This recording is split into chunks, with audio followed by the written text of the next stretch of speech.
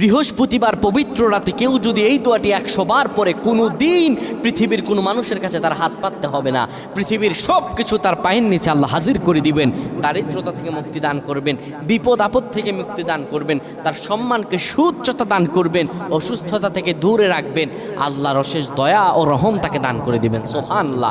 বৃহস্পতিবার রাত এটি গুরুত্বপূর্ণ রাত। এই রাত সপ্তাহে একদিন আসে।